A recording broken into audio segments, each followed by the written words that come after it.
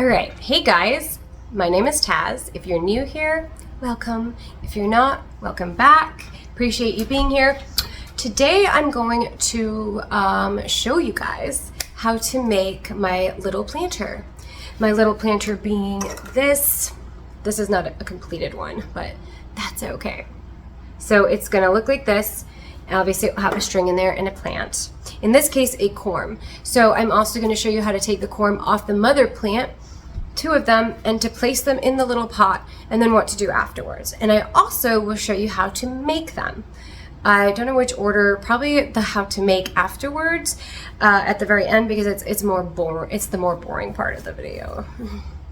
So I will show you how to take the corm off the mom, how to put it in stratum. We're doing stratum, not pon. You can do pon if you're very comfortable with it. I just haven't had the best luck recently with pon in my corms, so I've swapped to mainly putting my corms in stratum. It depends on your growth, how you like things. That's up to you. Now, what I will do is, what will I do? Where was I going with that? Taz. Oh my God, I don't know. I'm an airhead today, apparently. It's hot. I just finished packing everybody's orders and I'm so tired. Anyways, we'll pretend that didn't happen. We'll pretend that didn't happen. So then what I show you is how to take care of the corm once it is in the planter. I'm repeating myself. I know that.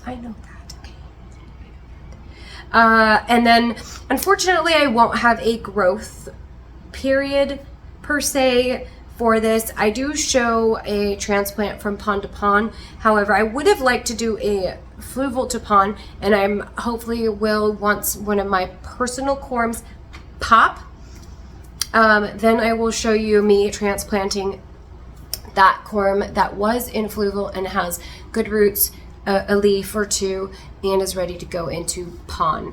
Now I do use a capillary system. I do use a wicking system, self-watering planters.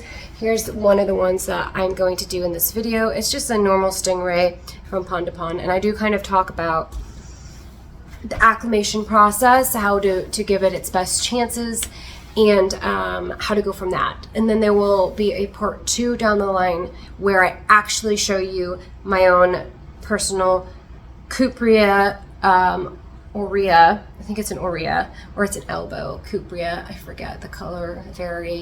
Variegation. It's a beautiful face. I will take that guy and put him in pon, probably in that cup like that, the small one, the little like dessert cup. I will talk about the cups that I use, where to get them.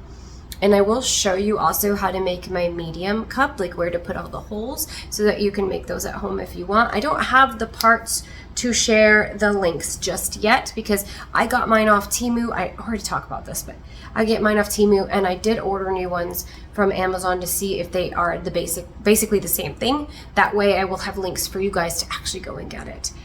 And other than that, that's basically what this video is going to be about. So if you would like to know how to grow your corms safely, effectively, and without killing them, this is a great way to do that, or a great video to watch. And I'm also getting a plant from the Green Escape. Actually, I'll keep it a secret, but so Green Escape's plants do come in the peat moss. They're wrapped tight. They've got the plugs. I hate them. Can't stand them. They do say the plugs do nothing to the plants. However, with Alocasia, I noticed they do, because they prevent corms from really excelling and growing properly. So I will remove that. I will do a whole walkthrough video on how I take that plant, strip all the stuff off, and then how I acclimate it, and then get it thriving, if it thrives. Who knows? So look for that, because that'll be a fun kind of process to watch together, you know? Hopefully it goes well, I don't know. But yeah, so thanks again for being here.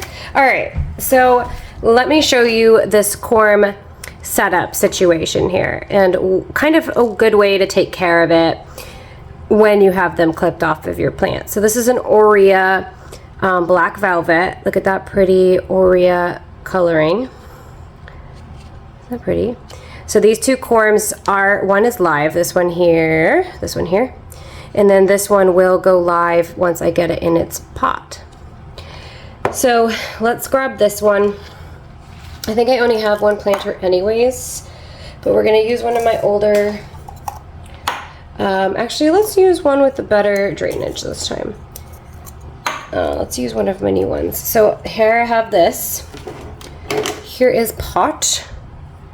And as you can see, it has all the holes. I did fill it with stuff, so it's a little dirty. I don't even know what that means, dirty right now. And like I'm gonna show you after this how to make the pots, and then it talks about setting them up again. But just for, you know, shits and gigs, why don't we just do it twice? So we're gonna fill this up with fluval all the way like that. We're gonna take our corm here. Let me make sure I'm in here. We're gonna dig him out. It's hard to do it with this freaking stand right up on my boobies here. I can't like get in here. There we go. We just want to pinch and rip it off, okay? And then let's put this back. We've unearthed a pretty root, so I'm gonna cover that up with more pon once we're done here. And then here's the corm. Look at this juicy, juicy corm here. So this is Noria Black Velvet. I don't know if it's gonna focus for me. I tried my best here. Maybe if I like, there, kind of. Is that a root? No, it's not a root. Now you can peel these. You can, I mean, I would go ahead if you can see that you can.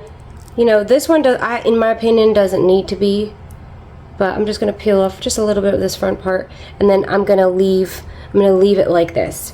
Now, typically I don't like leaving the skin on because, like I've bitched about in other videos, it rots and then it makes the substrate a little moldy, because any organic material that's, you know, not a part of a life system anymore is obviously gonna rot and die. So even like these side pieces where it branched out, but we're just gonna leave that for now. And then you're gonna take your pot of fluval or stratum, and now here's where the rope is, right at the end there. This is the center. I'm gonna move it just a little bit over, away from where that string is, just so we're not overcrowding. And then I'm gonna get a little more fluval. Where's my fluval pot here? Give me 1 second. My fluval bin. And let's move a few out of the way. I'm gonna just gently kind of fill around the edge a little bit. Not too covered. We don't want him to be too covered, but we do want him to be kind of submerged. Like that. So he's just kind of peeking out, and then I will get fresh filtered water. I have some right here in my mug actually, so we're gonna drain it over another mug as we rinse it out for the first time. So we're gonna just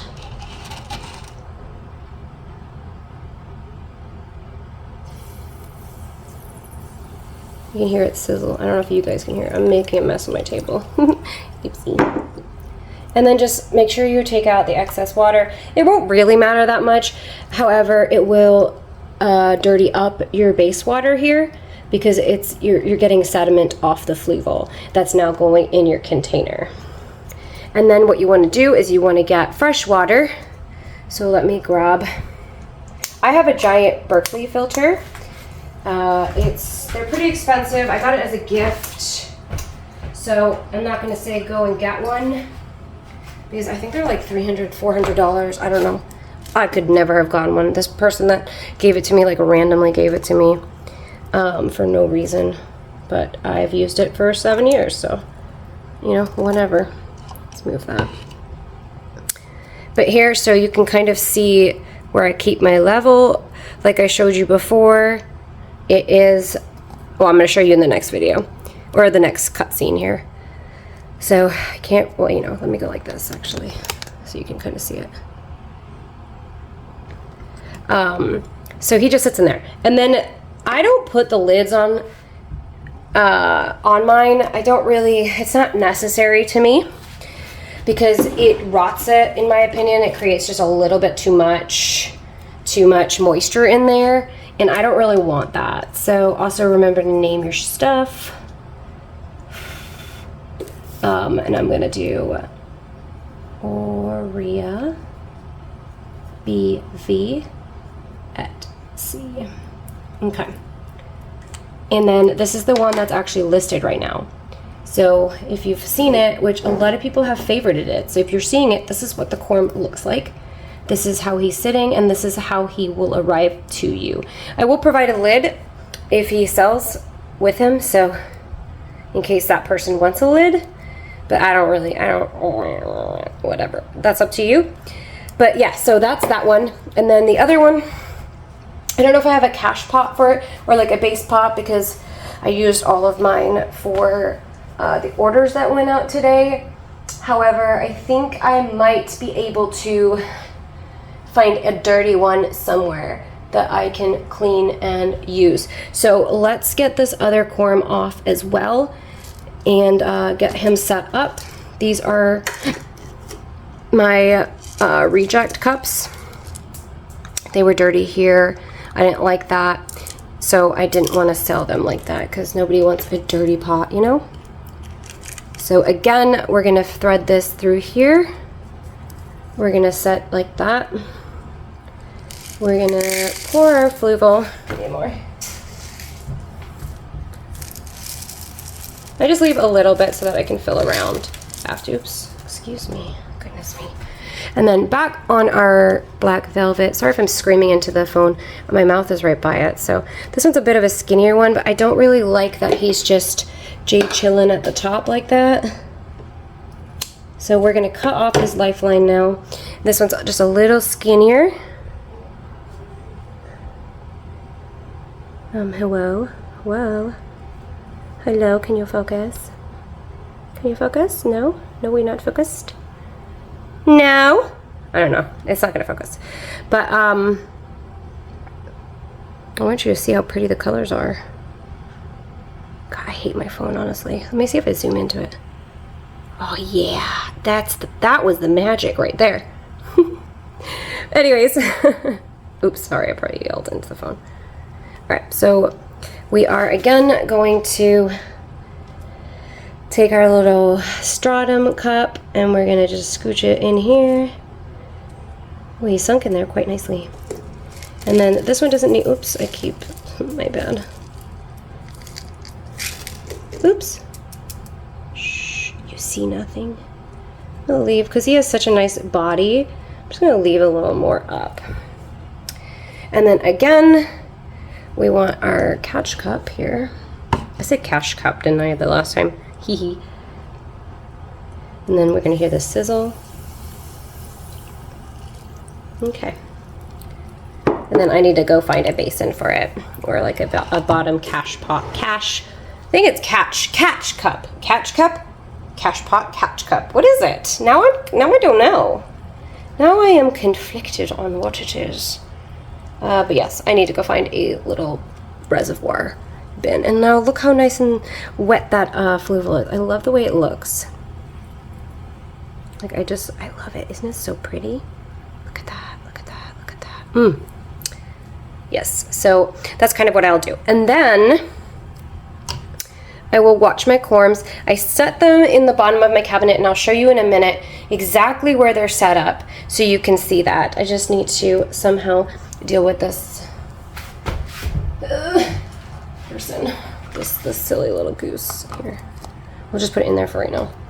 And then I need to clean up this table.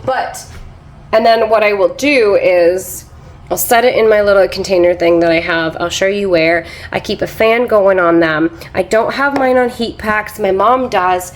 Honestly, heat packs are preference. She says it pushes them up more. I really don't notice a difference, but she is the queen. So if you want to do heat pads underneath, go for it. I don't really like them. You need to be really on top of watering and watching them if you're going to use a heat pad, because it does dry it out faster. So that's something I'm really bad at, so I choose not to use them. And mine do okay. They still come up. So I'm not super worried about it. And then I will slowly watch it. Once this gets to have a leaf, oops, sorry, I will show you me transferring the baby plant with the leaf to a new planter with Pon. So the good thing about semi-hydro to semi-hydro is it's a pretty easy transition. However, there are a few things you want to do as a precaution because the transplant can be stressful. So I will explain that when I do that part. Okay? Okay, bye. Alright, so now we're going to take this Nobilis Pink. It reverted, unfortunately, but it's so cute. My mom gave it to me because she was mad that it reverted. So we're going to take this guy, and we're going to transplant him into my small planter. Oops, I'm sorry, dude. So this one here. Now this is going from basically pond to pond. Okay, but we're going to, for right now, pretend this is fluval and how we swap it. Now what I usually will do if it is fluval is I will wash the roots after, just kind of rinse them a little bit to get excess fluval off there. You don't need that, so it's, you know, it's not necessary. And then we'll just tip him out. Careful.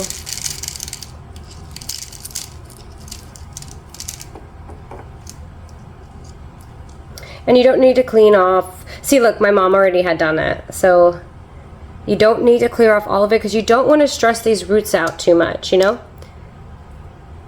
You know? Oh, I always rip off roots doing that. Ugh. All right, oops, sorry. So let me zoom out just a little bit. All right, so now he's out of there.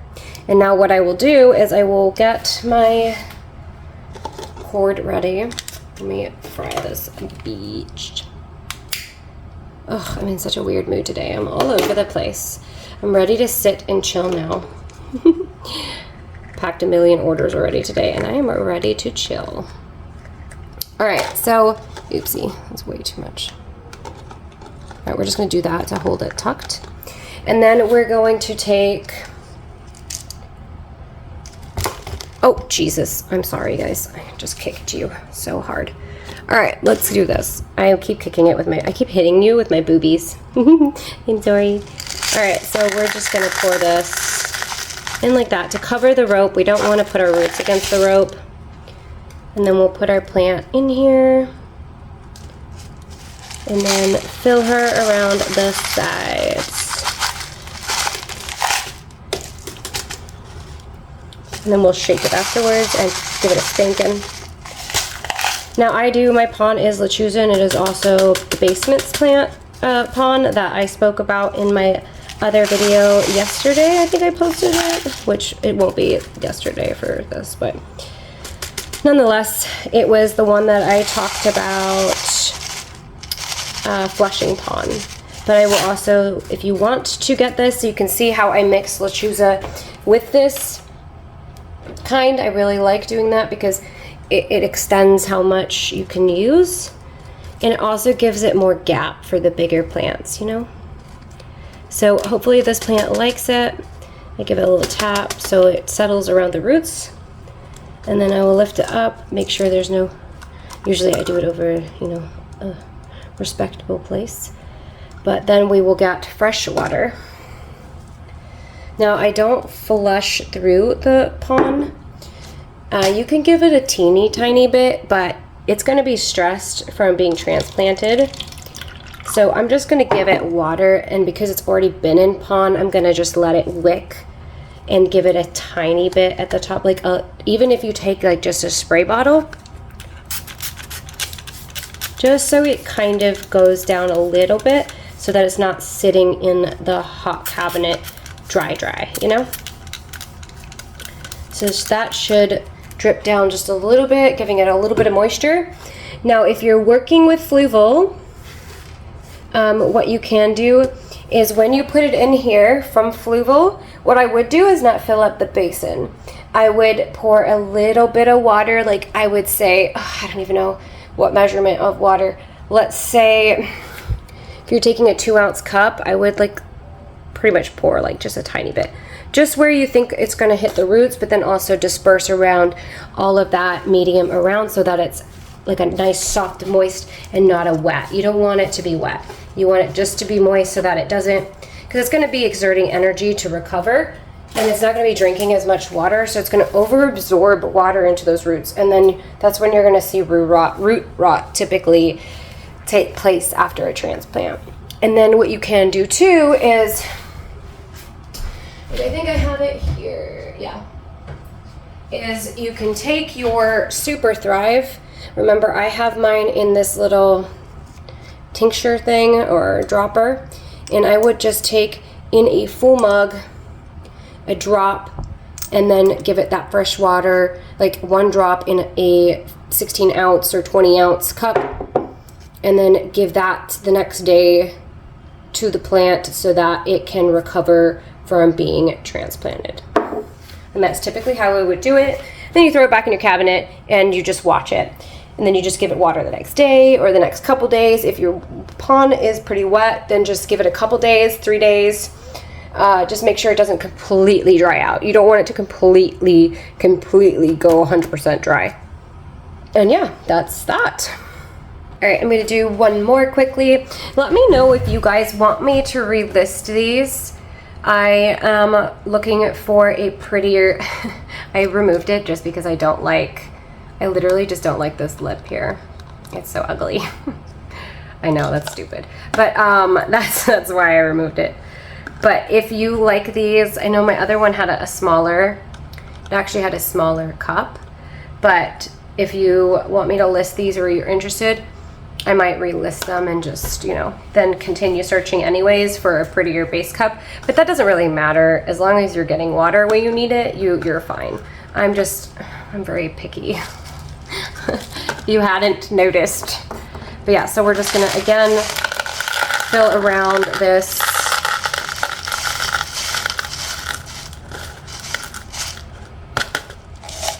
And then we're gonna tip this out. We're gonna reuse this pond. There's nothing wrong with that. I don't see why we need to, oops, I almost poured, that would have been bad, wouldn't it?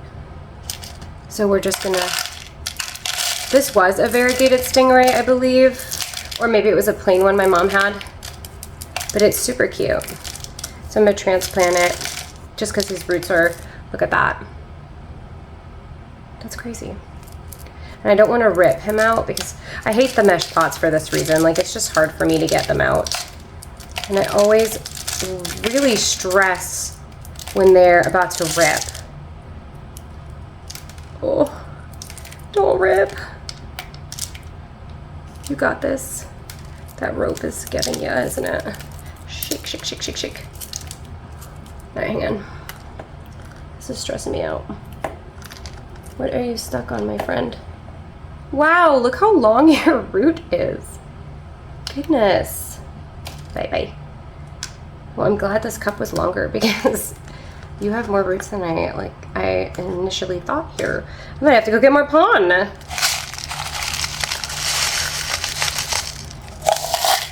Let's just kind of settle you in here and then I'll go get more pon. Because by God, you are a happy boy, aren't you? Let me get more pon. Alrighty.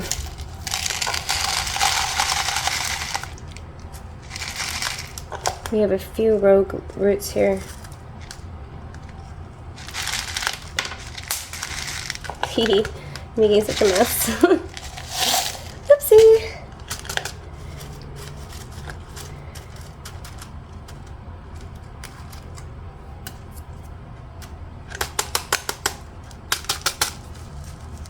Usually when I'm tapping it though, I will put my finger like this so that I hold it in place because I want it to stay center, and then I will tap it and you'll see that the substrate will settle down. And you can do this with soil as well, just so you know.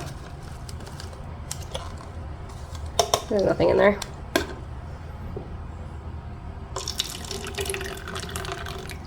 Again, I'm only putting water in here because I watch them pretty carefully. And I've done it 3,000 times, but right. And then we just let them be, let them acclimate to this new planter and get happy again. This guy was super content the way he was, so hopefully this newer home gives him a little happier feels too, because then it's like wider. Yeah, isn't he cute though? I wish he was variegated, but he's super cute still. So cute. All right, well, thank you for watching. Hopefully I'll have an update on the Corm. They would probably sell, so I don't know that I can do a main follow step-by-step for it. But as long as you're keeping those Corms in the cabinet or in a domed situation, you can always get another cup like this and put it over the top of your top, so it gives it more space. If you have a leaf and you don't have a cabinet, that's always an option too. It just depends kind of what you have in your house. Anything to kind of cover your plant will help keep humidity, to help that corm kind of grow faster and just grow in general. Although corms are pretty resilient, they grow under the weirdest circumstances, so I wouldn't stress it too much. I would just make sure you're always using fresh, clean water in here. Don't ever reuse it. Always keep it fresh. Always check. If you have mold growing on the top, you can always take some hydrogen peroxide. 2 parts water, 1 part hydrogen peroxide. I use a lot of hydrogen peroxide. I haven't had any issues doing that, so I think we're okay. Keep fans in your cupboard. You don't want stagnant air. No, bad airflow will kill your plants, believe it or not. Especially Anthurium, they hate not having airflow. They really like having good, fresh, constantly moving air. Always open and close your cabinets a couple times a day. You want to let out some of that humidity. Unless you have very sensitive plants, you want to get the stagnant humidity and then, you know, let it build up again. Your plants will be fine, believe it or not. They will be fine. At least from my experience with doing this, that's what I've noticed. So that's totally up to you. Excuse me, little sir. Hey, down. And then once those roots grow off of your corm, then you can go ahead and plant it into pon, kind of like I've done. You just don't fill up the reservoir and you put it back in, and you just let it have a day to acclimate, and then give it some SuperThrive in its pot. Make sure you do dilute it the correct way, so you're not giving it too much, and you should be good. Thank you for watching. If you make it to the end of this video, I appreciate you, and I appreciate everybody's tips and for ideas for videos. It does help. So if you have ideas or things you want me to talk about next unboxing, throw them at me. I would love that. I would love that. It would definitely give me something to talk about that would actually interest, you know, some of you. So do that. And again, don't forget to subscribe, please, because I want my Amazon storefront. A viewer did mention that I should create an Amazon list, like a save for later list or a wish list, and then give you guys the link and just have kind of the more frequently asked links for the products that we use in that, and then you guys can have access to that. So let me know if that interests you or if that's something you want me to do, and I will. Now I'm gonna go get on this bad boy and dechunkify. So I'll talk to you guys next time. Bye.